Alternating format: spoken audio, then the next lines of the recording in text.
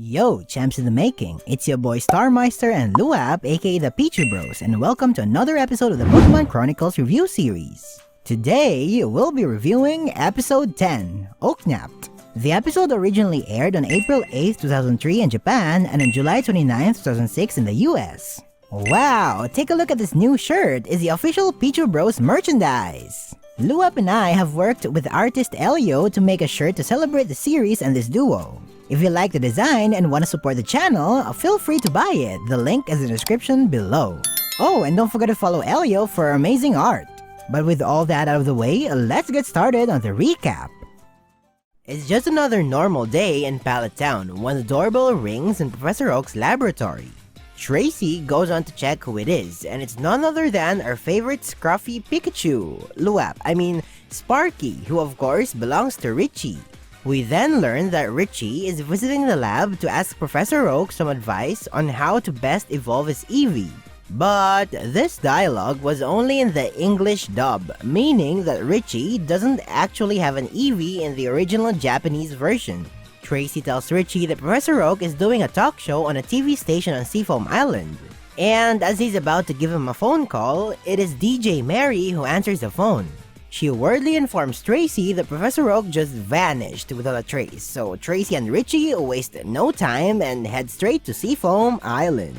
They soon reach the TV station, but the guards wouldn't allow them to pass. So Mary assures them that Tracey is Oak's assistant, and Tracey covers for Ritchie and says that he is Oak's nephew. Mary and Officer Jenny discuss what happened, and according to the security guards, Professor Oak was never seen to have left the building.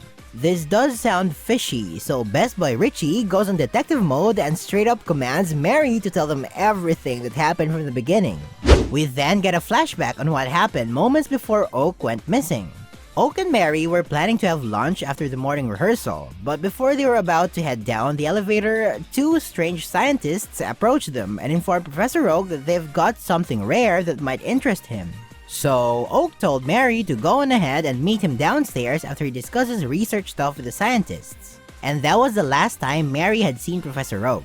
Officer Jenny also adds that there were no scientists spotted entering and exiting the building, but Ritchie comes up with a very logical hunch. He asks the security guards if a large package had come to the station today. He reasons that what might have happened is that one scientist walked into the building bringing a large package while the other scientist was hiding inside the package. Then, they went on to use the same package to hide Professor Oak when escaping the building. The security guard remembers that someone brought in a stuffed Nidoqueen that's said to be a prop for funniest home videos. Tracey and Ritchie are certain this might be the culprit, and after saying this, the scene immediately turns to the actual culprits, none other than our beloved Team Rocket villains, Cassidy and Chuck. We get a flashback this time from their perspective. Brooke sneaks Cassidy inside a Nidoqueen costume, which is probably the same costume she used 2 episodes ago. They approach Professor Oak, asking him to check out the strange Pokemon egg that they discovered in the Hoenn region. As Professor Oak was leaning closely to the Pokemon egg, the mechanism instantly sprayed him with sleeping gas. Team Rocket recited their motto, and of course, Oak called Butch the wrong name again just before falling asleep. Afterwards, they dressed Oak in the Nidoqueen costume and left the building. Back to the present, the security guards tell Ritchie and friends that only one person came into the building, but 2 people came out, plus they left with the same Nidoqueen that they brought in. This causes Ritchie to conclude that they're exactly the culprits. The guard continues by saying that the kidnappers had escaped in a truck with a Pidgeot logo on it, so Ritchie again commands Jenny to go to a checkpoint in a bridge in Fuchsia City. Going back to Cassidy and Block, it is revealed that they are kidnapping Professor Oak because Professor Namba needs to ask him more information about the Pokerus, which is a Pokemon virus that speeds up the growth of Pokemon. On Ritchie's end, they are informed that no truck has passed the checkpoint yet, so they conclude that the kidnappers are still in the vicinity. Ritchie calls in on Rose the Tailo, and he and Tracey point out how he and Ash tend to catch the same kind of Pokemon. He instructs Rose to scour the area for a truck with Pidgeot markings, and Tracey helps by sketching a picture of Pidgeot. Inside an abandoned warehouse, Professor Namba interrogates Oak on telling him where to find the Pokerus. Professor Oak of course doesn't want to spill the beans, so they try torturing him by scratching a nail onto a glass.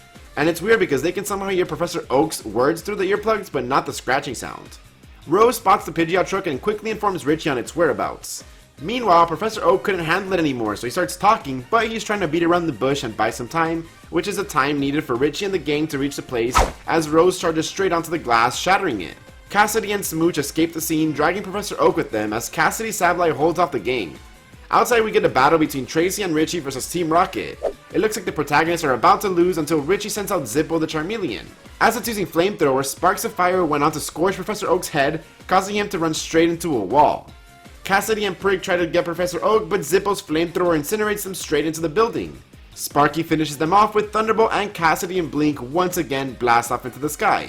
This episode ends with Professor Oak rescued once and for all so he can continue on with the TV show. He also offers Ritchie to stay in his lab for a few weeks so he could help him with his Eevee, as well as get some help from Ritchie to create a security system for their ranch. Tracey and Ritchie are also said to be participating in an eating competition, which we never get to see, so for now, let us share with you our ratings and reviews. Okay, so I'm very excited to talk about this episode because I love it so much. From Tracey to Ritchie to Oak to Team Rocket, this episode is easily one of the funniest episodes in all of Pokemon. I honestly don't remember any other episode that had me laughing this many times. The script writing was just so genius. And I'm telling you guys, our recap may have done a great job at summarizing the plot, but you really would want to check out the episode because it's filled with hilarious dialogue all throughout. Like, if I were to recommend you guys to watch just one episode of Pokemon Chronicles from the ones we've tackled so far, I would definitely recommend this episode. It's just really enjoyable. What's the meaning of this? Let me go right now! You'll find out as soon as you meet the boss. Dr. Nanba. My identity was supposed to stay secret! Sorry, sir. Now, for the plot, I think it was handled amazingly as well. It's not a new thing for Team Rocket to kidnap someone in an episode, but what I love about this episode is that the whole kidnapping thing was the main premise. So because of this, we really got to see the step-by-step process on how the heroes slowly figured out the events that happened and how to rescue the professor. It reminded me of some of my favorite detective anime, and this episode did a great job in adding a pinch of mystery in an overall comedic episode.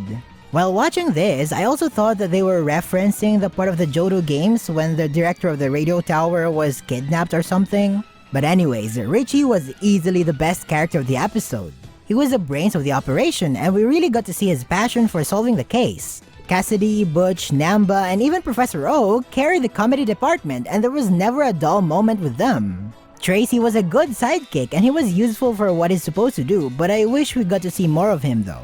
I would say my minor nitpick was that other characters, specifically Mary and Officer Jenny, were underutilized. Like, Officer Jenny was just getting told by a kid on what to do. Step on it, Officer Jenny! You got it! There were also some parts where the episode was slightly dragging, but overall the episode was peak entertainment and the plot was unique and interesting, and it also exhibited some great continuity. So I believe it is verily enough for me to give it a 9 out of 10.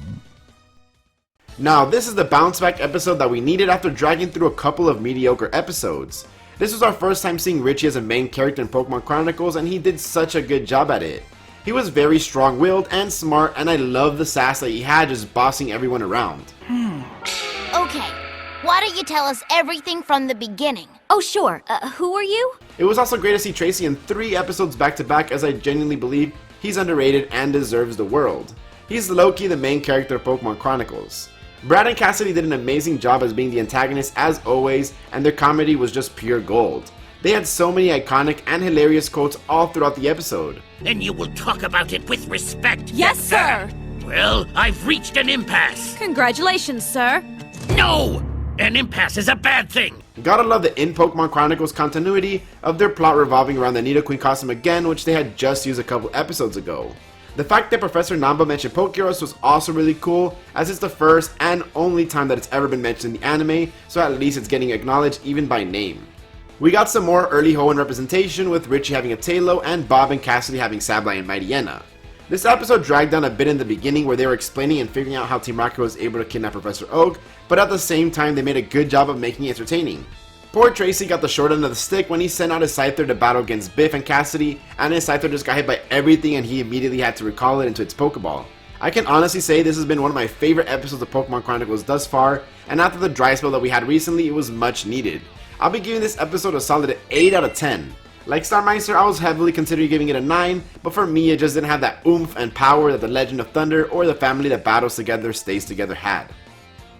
So yeah, that was a review and recap for episode 10 of Pokemon Chronicles, Oaknapped. If you enjoyed this video, then I highly suggest you subscribe to both our channels. Links are found in the description below. For the next episode of this review series, that will come out next week on Luap's channel, so you're gonna wanna head over to his channel to check that out. Or, if you want, you can click the playlist that we made and find all the episodes neatly there. Until next time, thanks for watching, and the Pichu Bros will gotta catch ya later.